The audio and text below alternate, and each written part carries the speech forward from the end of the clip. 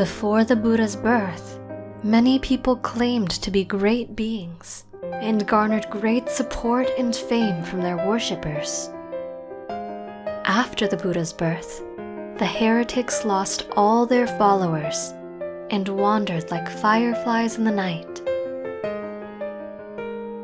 They were once famous teachers, but were now reduced to nameless fools. The monks in the Hall of Truth discussed the ascetics' rise and fall in fame and support. When the Buddha arrived, he inquired about the topic being discussed. Upon being told, the Buddha said, "Bhikkhus, those without virtue can garner fame and glory, but this will be lost as soon as one with true virtue appears." And with their request, he told this story of the past.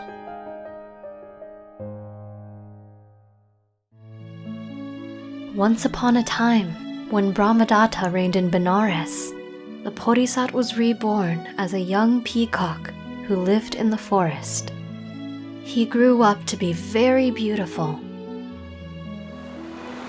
At that same time, a group of merchants arrived in the kingdom of Paweru.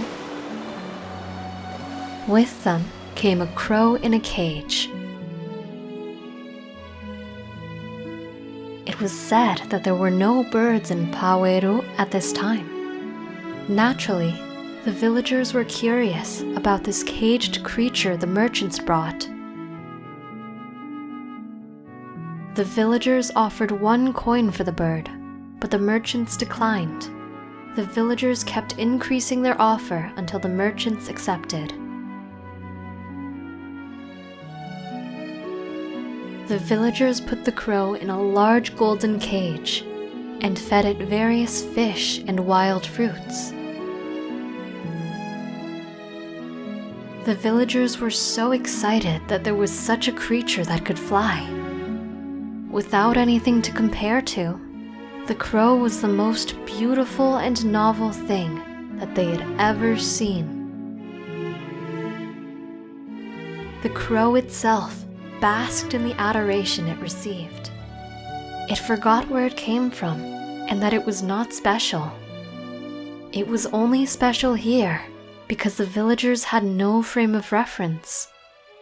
The crow mistakenly attributed the villagers' awe to its own qualities. The next time the merchants came, they brought a royal peacock. The peacock was well trained.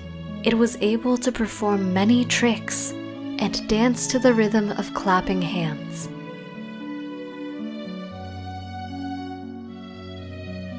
The villagers were delighted at this new bird and called it the King of Birds. They desperately wanted the peacock for their country.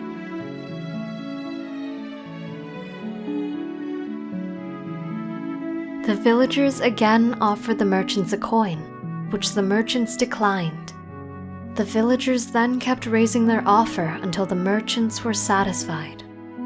The villagers ended up happily paying 1,000 coins for the peacock. The villagers built a large aviary for the peacock and decorated it with precious jewels. They fed the peacock a variety of foods, including fish, meat, honey, fried corn, and sugar water. The peacock received great attention. The villagers glorified the peacock, and it became famous. With the peacock now in the picture, the crow lost all of its fame and glory.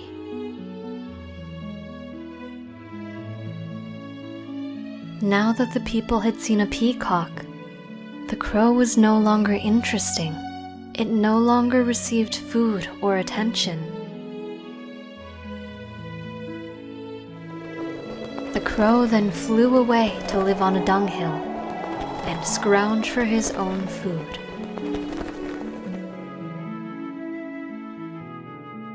The Buddha then said, "Before the crested peacock had appeared, the crow was gifted with fruit and meat. It was revered, but once the sweet-voiced peacock arrived, the crow was at once stripped of its fame. This is analogous to how we've seen men pay honor to various priests until the Buddha displayed the power of the Dhamma. Once the Dhamma was taught, the heretics lost their fame and support." What did you learn from this story? We hope you enjoyed the video. Click like if you did, and click subscribe if you want to see our uploads.